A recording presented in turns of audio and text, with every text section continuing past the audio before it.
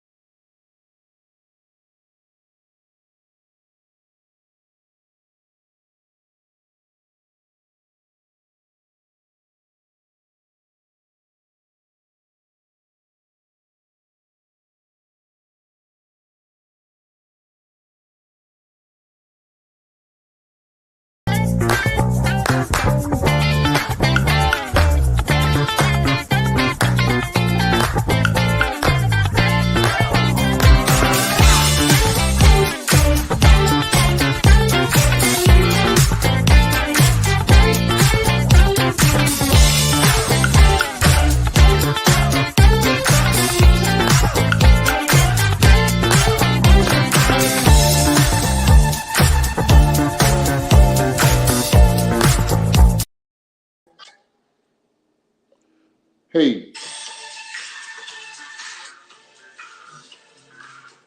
welcome to the dialogue. I don't know what happened. I was hearing a bad sound. Uh, I'm not sure what was going on there. However, welcome. It's Monday night. It's Memorial Night, and we welcome you to Dialogue with Josie. Your boy's flying solo tonight, and it looks like we're doing a hot button Monday tonight. And certainly we had enough hot button topics to discuss tonight. And that's just what we're going to that's what we're going to do tonight's dialogue with Josie. I'm trying to stall for a second to share this out, but we don't have to do that. So listen, what you think of the Miami Heat's game, the Miami Heat season? What do you think how last night's game ended? Did you think Jimmy Butler should or should not have shot that shot last night? That should he have driven that ball to the lane? And you hear I'm stalling for time. Should he have stalled? Should he have taken that long shot, that 3-pointer, and still given Boston probably 10 plus seconds to have a chance to come back? Or should he have driven to the lane, taken a few seconds off the clock, and then maybe gotten a 3-point shot from there? But at the very least, he would have. Had a sure shot, tie shot. What do you think about that? We're going to discuss that tonight on the dialogue. We're also going to discuss probably the hottest thing that's in the news today, and we've done two consecutive shows dealing with violence in our society, and some of it came down to gun legislation. Well, as it turns out, one night after we finished last week's dialogue, there came another mass shooting where AR was involved, and there's no reason for any citizen of any state in this country to have that. That's not even a hunting weapon. And we saw the useless loss of several lives, 20 plus lives, most of them young children. I can't even look at the news programs when they show these kids, when they show their pictures as they're going to break. I can't even look at their pictures. So anyway, tonight, dialogue with Dozell, we're gonna discuss that, and we're gonna discuss the question that was Golden State Warrior head coach Steve Kerr, who made this very, very, very, very impassioned a pregame interview when he stated, "We're not even discussing basketball tonight. Not when 18 kids have died like this." This is what it was at that time. 18 kids have died and used this gun violence, and he actually banged on the table and said, "Mitch McConnell and 50 senators, when are you going to go and do what we sent you to Washington to do?" Steve Kerr's father was a victim of gun violence. So those are the things that we're going to look at tonight. It's a holiday.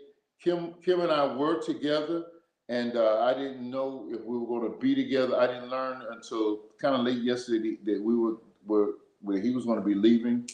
Uh, and so we even thought about doing a replay of the dialogue. I don't like doing those. In fact, I've been under the weather, been kind of up and down. Uh, I didn't preach yesterday. I was able to, today I've been fully effective, fully functional. So I said, since I'm here and we'll do a hot butt Monday tonight. Even if I can do it, if I have to do it by myself. You know why? Because you're here.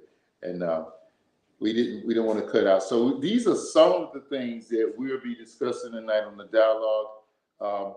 Let's start out with last night's basketball series. What do you think of the Heat season? What do you think of the Miami Heat season?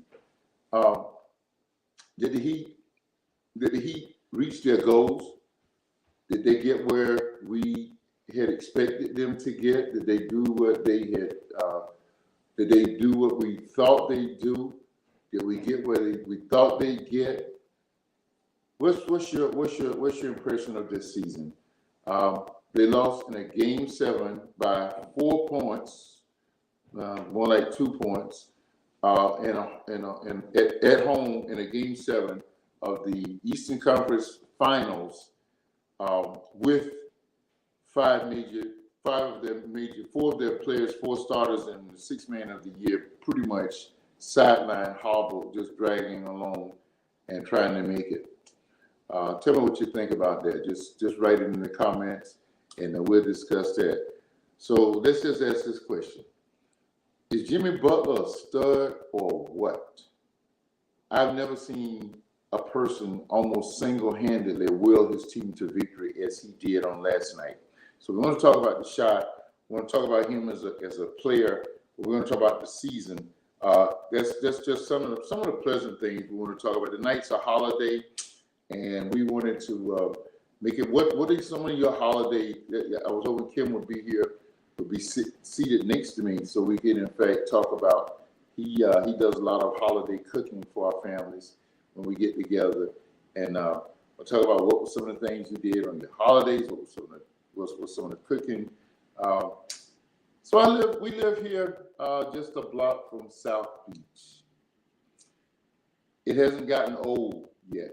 Just like I'm sure people who live in New York, if they want to go and see a little excitement, have a little fun, as Elton John said, get a little action in, they still would drive down.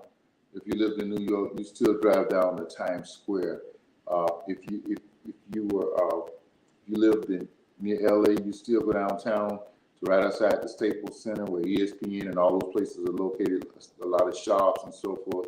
You still go in that exciting range. You go on Hollywood Boulevard on a holiday weekend like this. If I'm just kind of thinking off the top of my head, but I can tell you, I don't think there's a more exciting venue than South Beach in South Florida on Memorial Day, going on our Heroes Day. There's not a more exciting venue than South Beach. And though I've been here now 22 years, I think it is, it's still an exciting thing to do and place to be, to go down. Now, people have various reasons why they go down. I'm married. I'm an old man, so the reason that most young guys go down there, I'm removed from that. I'm just excited to see the people, to see the cars, to see the just to be in the midst of the people. Just what happened, Kim was here last night, and I didn't have enough energy in the tank because I was I spent most of yesterday not feeling well, and I didn't start feeling well until the latter part of the night, and just didn't feel like driving down. But what's more exciting on Memorial Day weekend in South Beach, Miami, Florida? It's an exciting venue. You got people. You run into stars. If that makes a difference to you. So, Dozell, how you doing this by yourself tonight? Well, I started doing it by myself. I had no guest stars. I just depended on your comments, and I stood in front of that camera all by myself, and we did it. So now we're going to talk a little bit about talk about Memorial Day across the land. We're going to talk about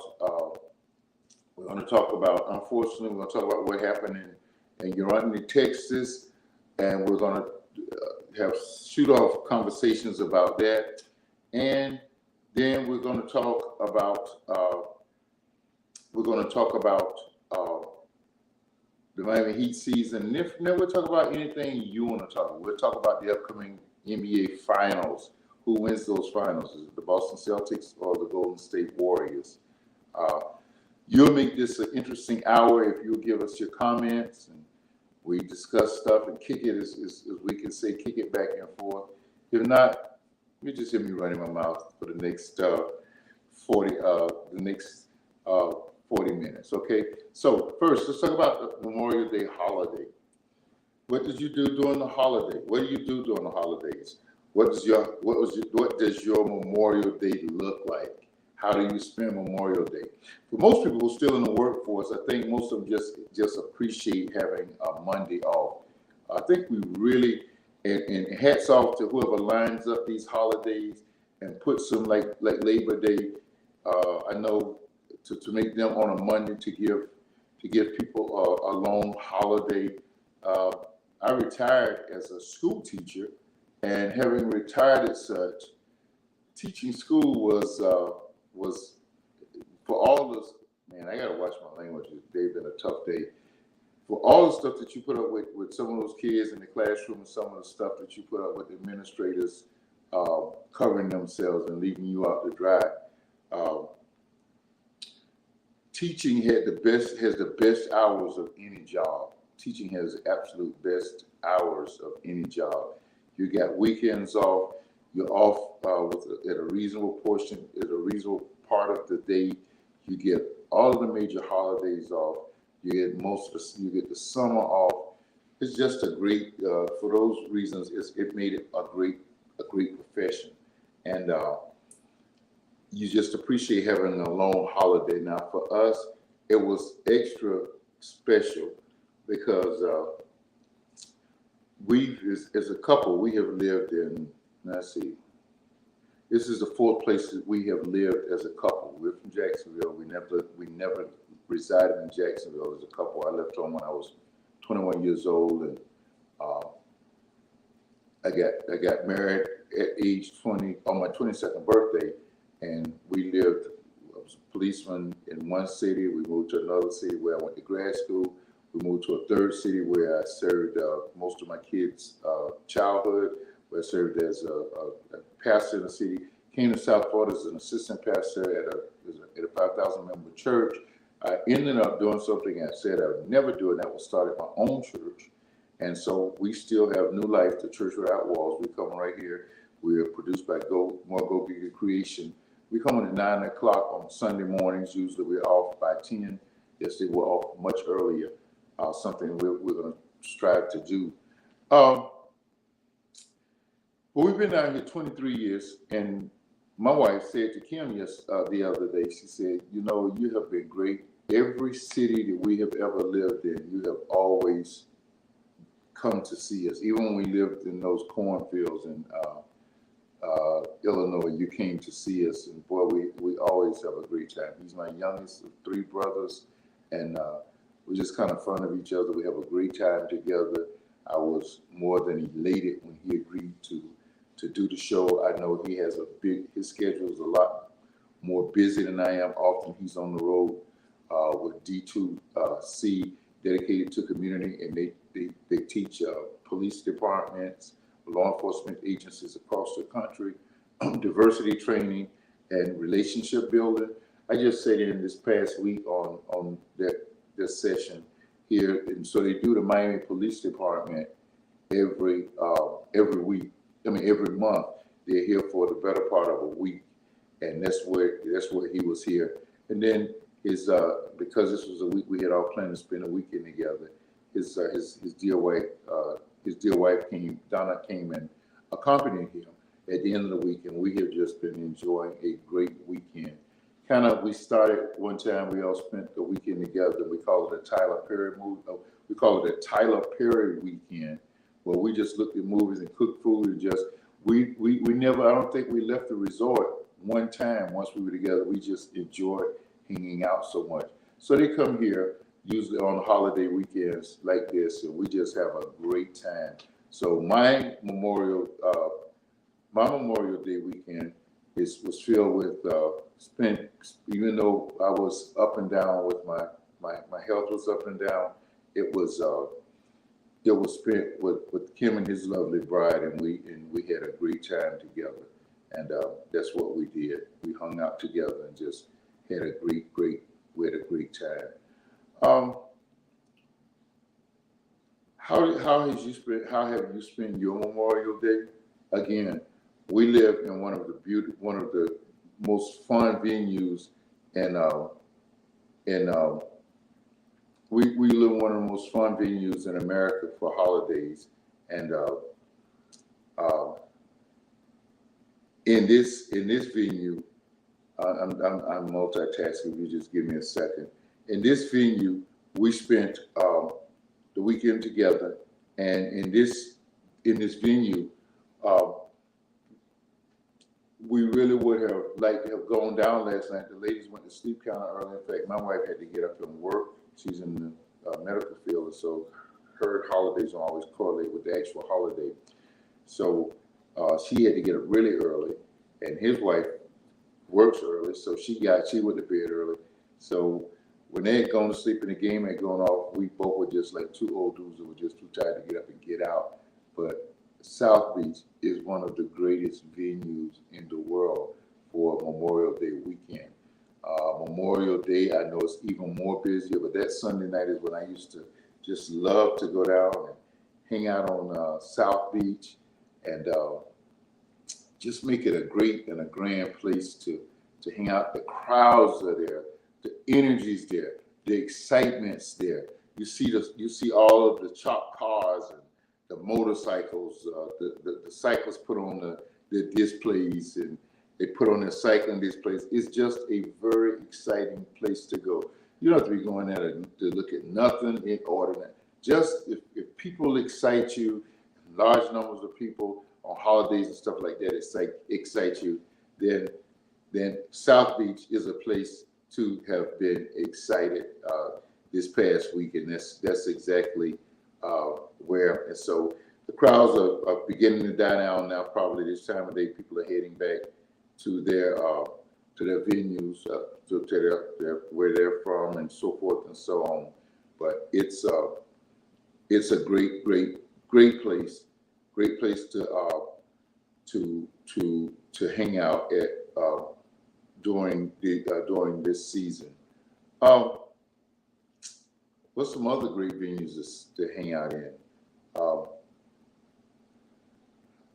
I know Times Square. We never go to New York without going by Times Square.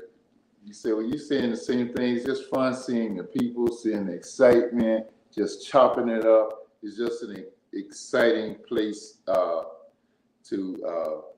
hang out at, and see our producer Toya. Our families got together and did this road trip in 2016. It was around election time of 2016, and we actually hung out we went down to Times Square, and on Times Square we hung out, and it was, of course, the election. It was cold, the presidential election. It was really cold, so we had a great chance, a great opportunity to hang out down there, and man, what a fun time we had.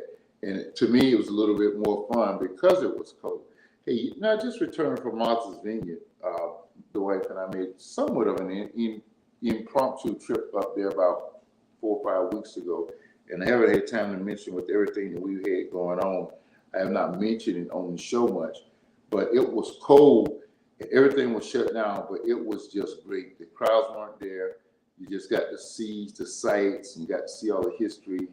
We went across the Chappaquiddick Bridge, where, of course, Senator Ed Kennedy was riding with Mary Jo Kopechne. His car flipped, she perished, and it was kind of a legendary place. And actually, we got to see the courthouse. it looked like something off of a movie setting. It was so small and quaint, where he was equipped. What's the word? Not convicted, but equipped. Where he was let off the hook for that. They stopped the inquiry into his the death of Mary Jo Kopechne, who was his passenger, that he had been drinking and driving. And so we just saw all the history, and it was so beautiful. It was cold. It just made it nicer for me. And there were no crowds. A lot of shops were closed. But oh my gosh, some of the best eating in all of the world was right there on the vineyard. Listen, I don't know what's my affinity with it, but I love. We kind of got in the habit of doing these getaways the latter years that I was teaching. During spring break, we would go to the Northeast, and it all began with the trip that we took with the kids in 1996 to the Northeast. We went up to Canada by way of Portland, Maine, and so forth, and we kind of fell in love with it. And that's my wife's and our true getaways. If I had the money, would I buy a place, a summer place in Portland, Maine? It would be for me a spring getaway. But you can't pry me from South Florida. I just love it down there. I love it down here too much. But just like the snowbirds come here for the summer, I might well go there for parts of the spring if I could buy a property over there in a place like that. Yeah, we love it, and so I hope you're having a great. I hope you're having a great and an exciting. A great and exciting day of Memorial Day, a holiday off. If you're still in the workforce and it's just a holiday for you, I hope you're enjoying it. But please do this. Never forget our veterans, our brave heroes who gave their lives. And it is the day that we actually celebrate their giving their lives by serving this nation. And we're just so grateful. We live in a democracy, and a little bit later down the line, with all of the changes politically, I know KV is not a big sign of politics, but politics shapes our existence in this nation. So I think we're going to talk about, we're going to frame a show and ask it, is our democracy, are we losing our democracy? Because one party has seemingly no regard for the rule of law anymore. They ignore subpoenas. They're attacking people's rights to vote, the most precious right that we have in this nation, the right that from our perspective, as an African American, a right that many of our ancestors died to protect or to gain. John Lewis took a beating that probably affected him to the day he died.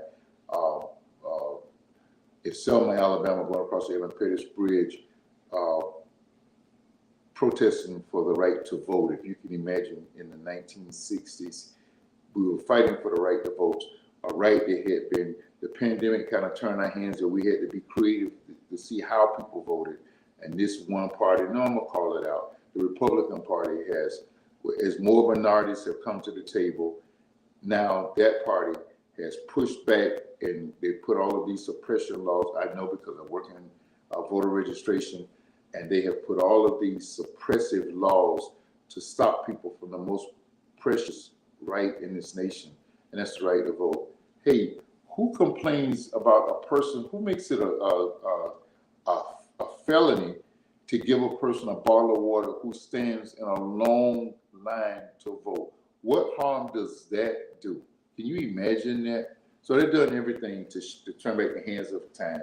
They're electing secretaries of state, and the thing about it is almost as bad as when the Ku Klux Klan, even though they were cowards who hid their faces.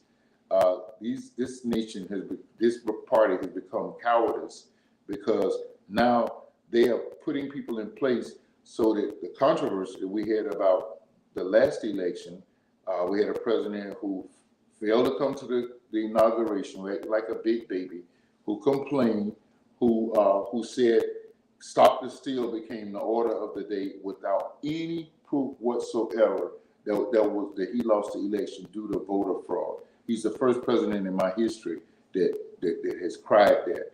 And the funny part about it is that the election was not even close. Yes, it was close in some states that tilted the scale, but in each state, where it was contested legally, it was deemed, some states that the judge would not even bring it to hear it because there was not enough proof.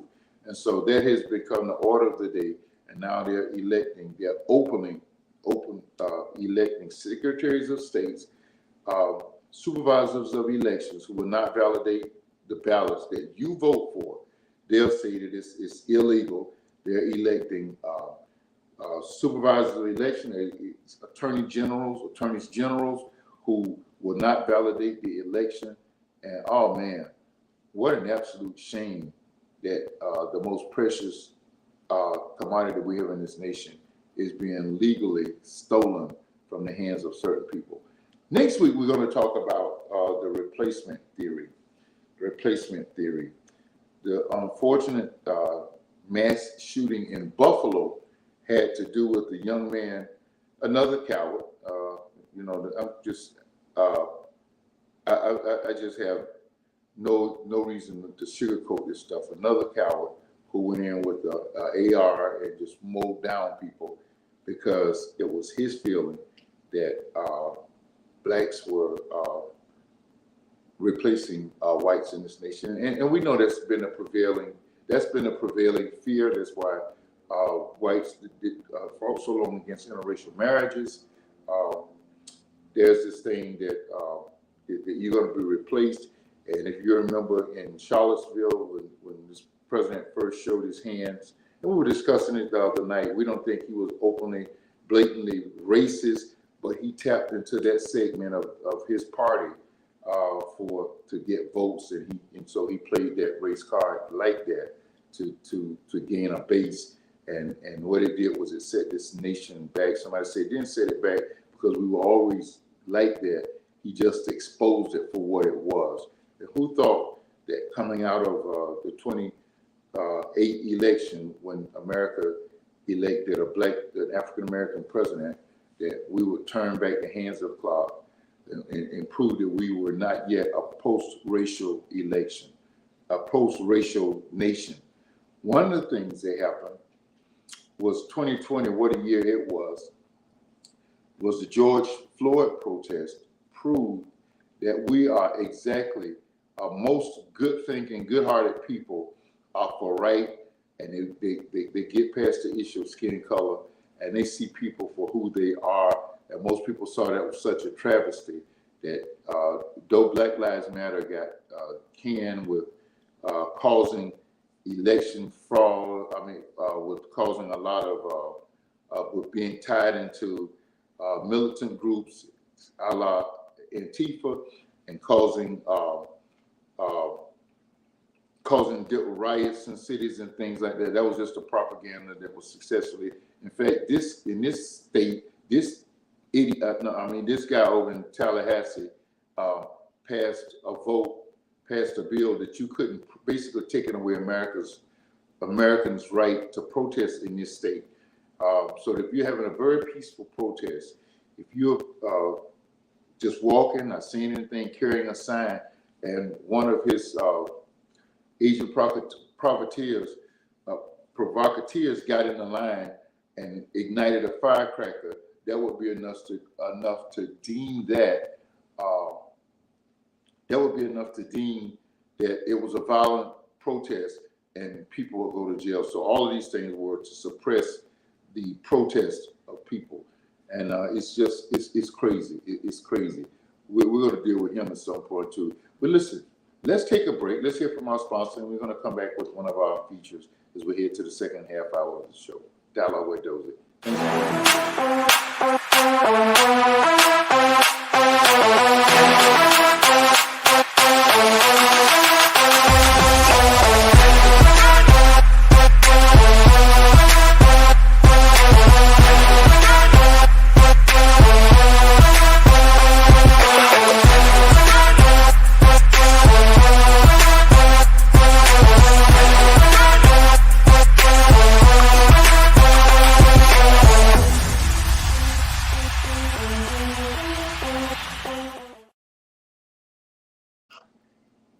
Okay, so I hope that commercial came through. The S did the intro.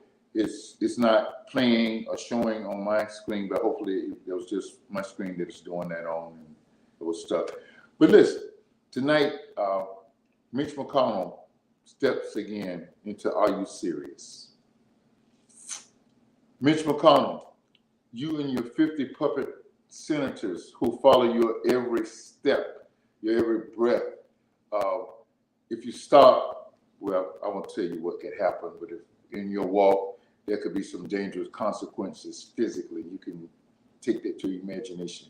Mitch McConnell, we've just had another crazy school shooting where 20 lives perished, actually 21, because one of the victims' husband died, had a heart attack in the midst of his grief after identifying his wife's body.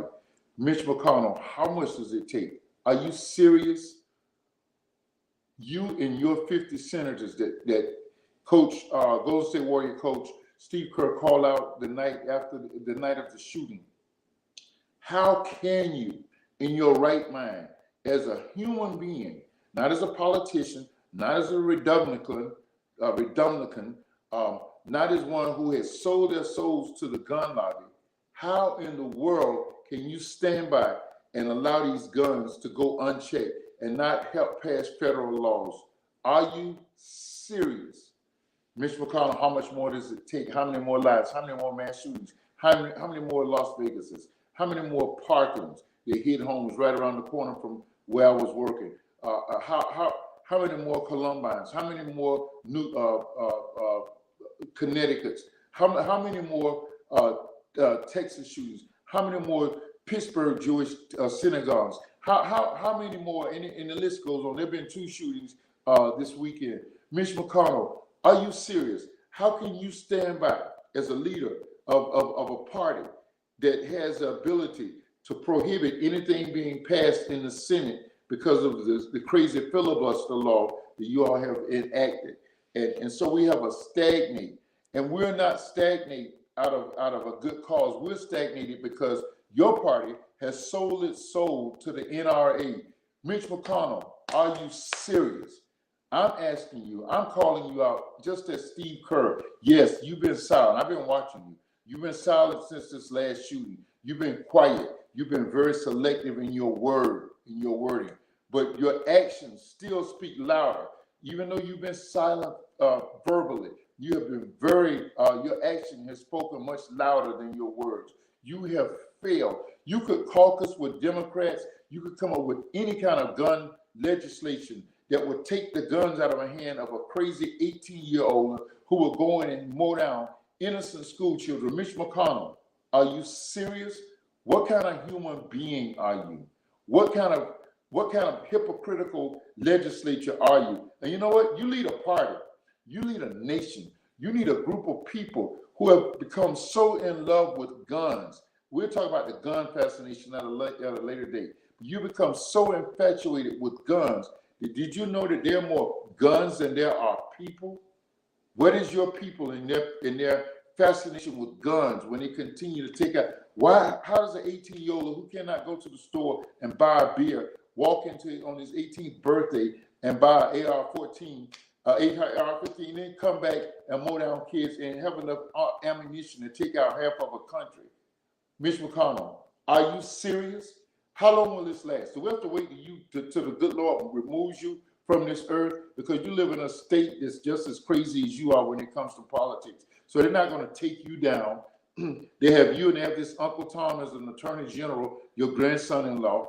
And it's a backward state, and we understand that. And we understand that you will live. But so it's going to take the good Lord to sit you down, to silence you, so that perhaps we can get somebody that will get in the position as a leader of the minority leader of the Senate that can make sense, that can step across the aisle, and that can caucus with Democrats and can make some common sense laws. So like Billy Jack said in a movie in 1972, that this nation will have the same laws on their guns that they have on their dogs and their cats and their bicycles and their motorcycles. Mitch McConnell, are you serious?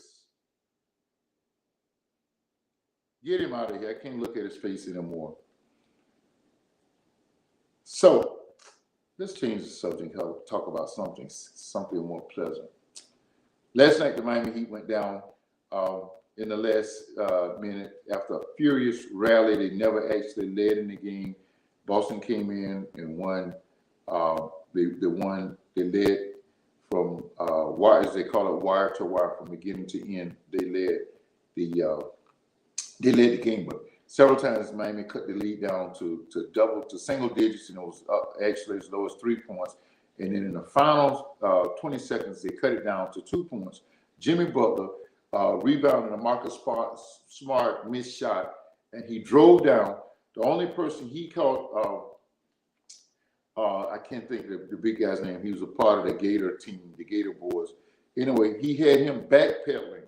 The big man was backpedaling. 9 times out of 10, Jimmy could have taken it to the hoop and likely have gotten a 3-point play out of a foul and one shot. And Jimmy stopped at the 3-point line with 16 seconds left in the game, and he unloaded a 3-pointer that fell short, which means that he didn't have his legs from under him. Now, to give you some context, Jimmy Butler played on a bad knee. He set out one of the games in the series, as a matter of fact, with that knee, and he braved it through. He willed us to victory in a must-win game 6 on Friday night. I said, the Miami Heat. He willed us to victory, a must-win victory that night. Game 6 on Friday night with a bad knee, a bum knee. He was one of 5 Heat players who were injured. He was injured. Max Strauss was injured. He played. Kyle Lowry could hardly. We saw him a shell of himself, but he gutted it up in his post-game interview. He let it be known he's not going to use his injury. He had a pulled hamstring. That he was not going to use that as an excuse, because his thinking was, as long as I can get out there and play, I'm going to play. And then he hit a crucial 3-pointer in the end that almost gave the Heat an opportunity to pull that game out. So those 3 were hurt. And then Tyler Hero did not even, they tried to play him in the first half. He was totally ineffective. He missed 2 straight games. So they set him down. He did not come back in after the first quarter, I think it was, but he was like 0 for 5 shots, I think it was, and several turnovers. And it was obvious that he was physically hampered. So the Heat missed that game. Jimmy lost the game, lost the series, game 7. Jimmy Butler, his game, what would have been a game-leading shot with 16 seconds left, he fell short, which meant that he didn't have his legs were not under him. So Boston went on to hold on and win the game by 4 points.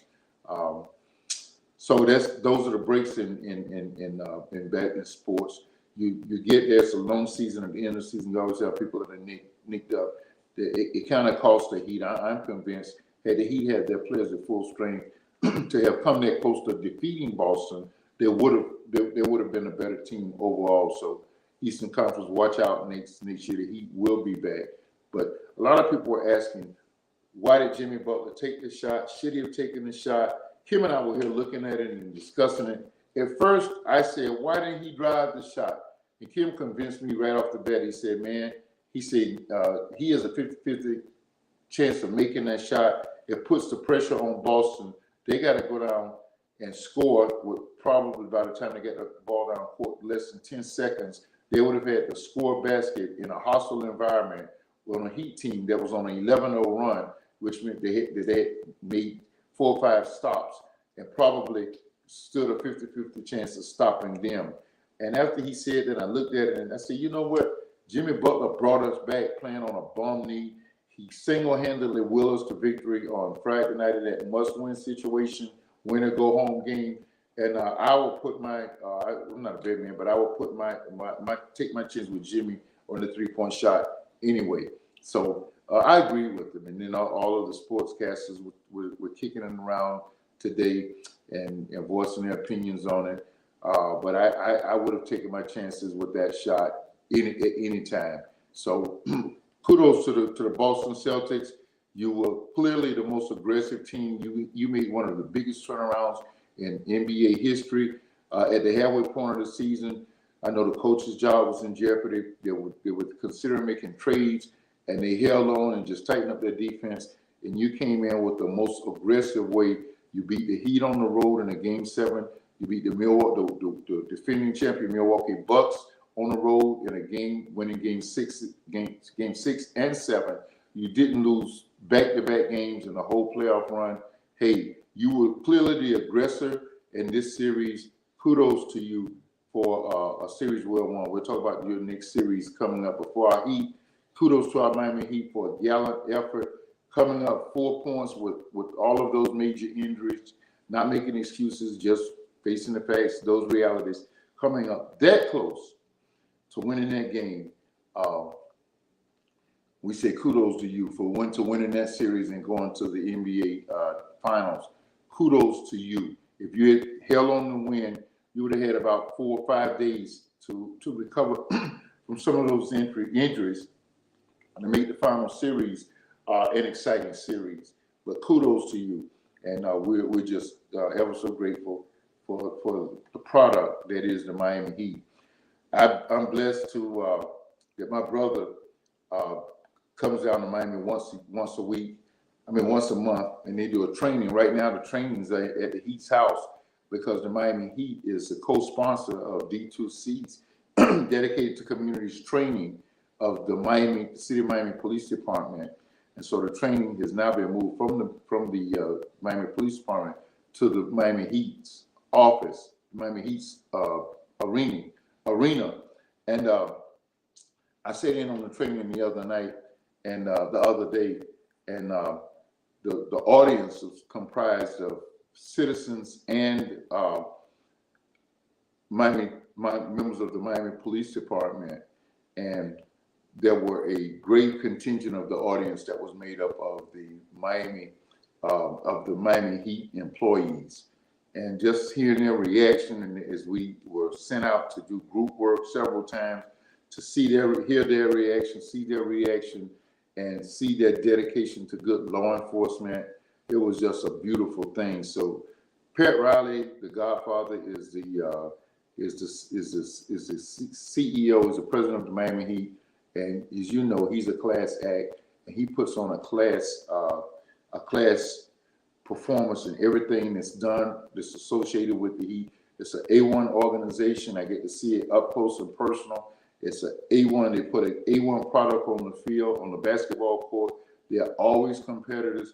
Had they won last night, they would have gone to the NBA Finals 2 out of 3 years.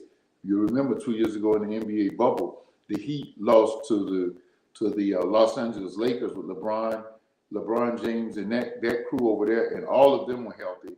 Miami was without 2 of their starting components. Dragon, they call him Dragon. He was out. Bam Adebayo was out, and wow, we weren't too impressed with Bam's performance last night. He did score 25 points, though. They were out, and Jimmy Butler single-handedly willed that team, put them on their backs, and won 2 of the games in that series, forced Los Angeles to a 4-2 NBA championship. And just what a stud Jimmy Butler is. He's the epitome of determination. He's talented, but his will, his drive goes far beyond his talent level. I would never think of him in the top 10 of talent, but his will and his drive is that of a Michael Jordan, whose will. I'm not a big fan of Michael Jordan off the court, but I've never seen a more competitive person in my whole life than Michael Jordan, Larry Bird, Magic Johnson. They were sheer competitors. Mike being at the top of that list, and because he's at the top of the list, I just see so many things in Jimmy Butler that are just like that. What a sheer competitor. What a sheer competitor. Again, his competitive skills far outweigh his athletic talent. So kudos to the Miami Heat. Listen, we're going into the next series. The championship series begins on Thursday night. The Miami Heat, the Boston Celtics go out to San Francisco and take on the Golden State Warriors. That's going to be quite a clash. colossal old school defense against one of the greatest shooting teams, featuring two of the sheer, absolute, hands down best marksmen, the best shooters. And how does that turn out that they're on the same team? And now they brought some young boys along. They have the same talents. That Golden State team, Steph Curry and Klay Thompson. And of course, I think I learned during the playoffs this just how valuable Draymond Green is to that team. There is no big man. He may not be the biggest big man under the play to five position, but he'll hold his own against any big man. He'll out rebound or rebound with any big man. And there's never been a point forward, as we call him in the history of the game, who kicks the offense, drives the offense like Draymond does. So it's going to be a consummate fast break team against old school defense in the Boston Celtics. We are in over the next 2 weeks, over the next month, 3 weeks or so. We're in to see one of the best championship finals in finals histories. Kudos to the Boston Celtics. Kudos to the Golden State Warriors. Listen, before we go out tonight, I kind of expanded what I wanted to say about the tragedy is just that our hearts goes out before the victims could be buried in Buffalo. And of course, my heart goes out. I'm a part of a team of clergy and citizens in the state of Faith in Florida. And one of the pastors in our group attended the funeral of the retired police officer up there on last Thursday, and he was visibly affected by that funeral. We talked about a son and grandson who lost their dad while trying to save the lives of the people in that store. But before we could even mourn that, then it happens again in Texas. And just our hearts, our love, our prayers goes out to those people. We're going to dedicate next week's show to those families in Buffalo and those families in Uvalde, Texas.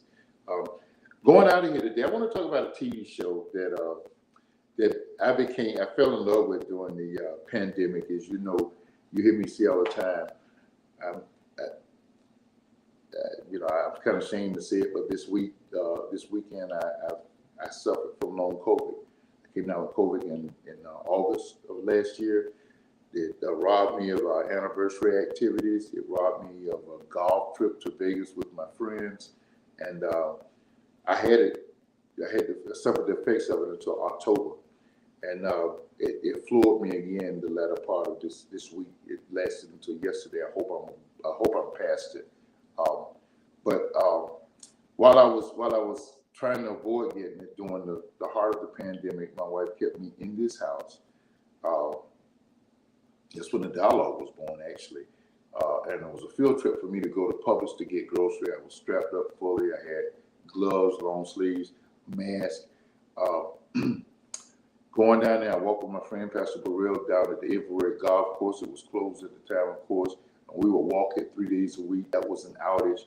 And oh my gosh, I got to go down near the Hard Rock where I got gas, which since I wasn't going anywhere, I only gassed up the car maybe every 2 or 3 months. That was like going out of town for me. And so coming down with COVID was really, I don't want to use the term, but it was almost depressing because I thought that I was vaccinated. I'd done everything to avoid it. But long story short, one of the things that happened during the course of the pandemic is that I fell in love with several TV shows, and they will always have not only an entertainment value, but also a nostalgic value for me. And All American is one of those shows. The night we're missing it, it goes into hiatus. We're holding our fingers crossed that it's going to be renewed. I'm sure it will be. They had a spinoff, All American Homecoming, and after the first couple of episodes, I fell in love with it so much that we were so much in love with it that it was also. So there were shows like that, Imposters, that we watched during the pandemic that kind of kept your company. And this was a great show. I just want to throw it out.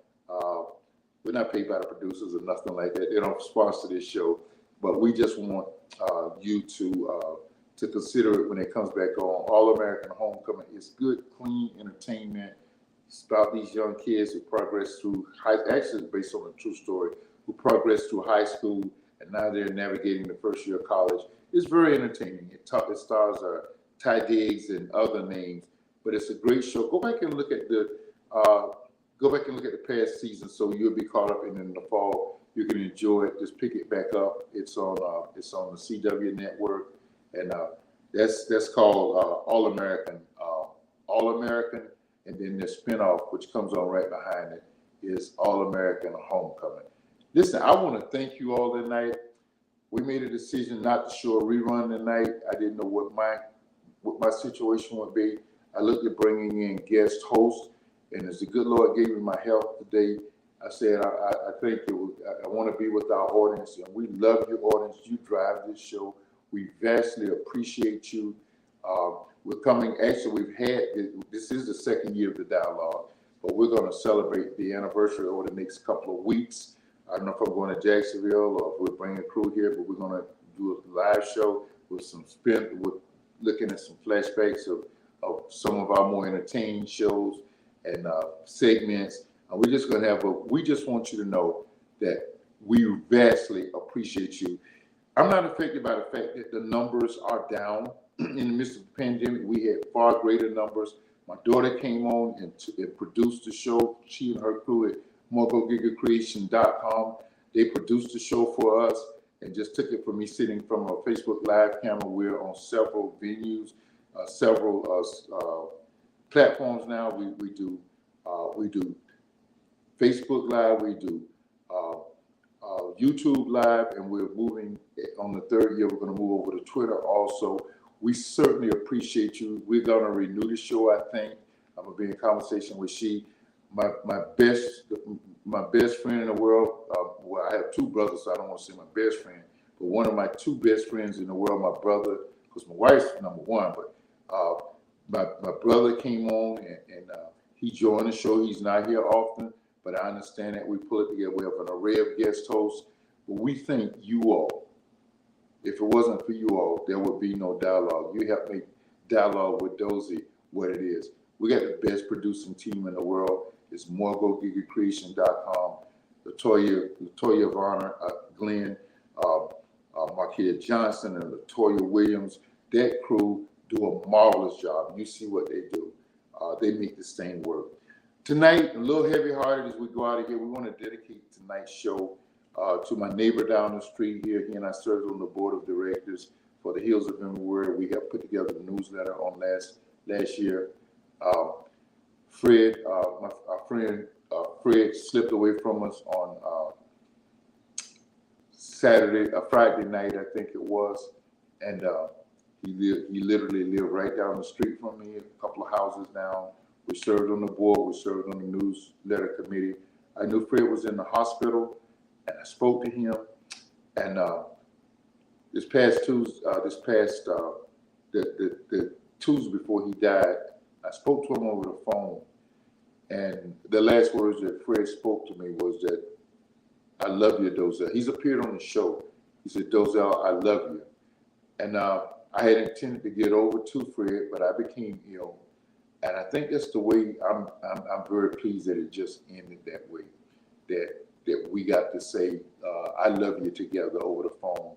And Fred, brother, we'll see you on that great getting update. Thank you for all that you meant to the show. Thank you for what you meant here to the Hills of Inverward. And Fred was an activist. He was a travel agent before retirement. Fred was preparing, he and his partner were preparing to move to Panama. And we were lamenting the fact that Fred was going to be leaving us. We didn't know he was going to be leaving us this way. But Fred, we love you, man. God bless you. Enjoy your new journey, my friend, and we'll see you there. This is how we're going to end tonight. Dialogue with Dozell. Put Fred's picture back up. We love you, Dozell land. Miss Linda, we love you. I'll be in touch with you. God bless you. That's it. Dialogue with Dozell. We're out. See you Monday night. Next Monday night, we're talking about racial replacement theory. Be here on the dialogue. We have an exciting panel assembled. We'll see you then.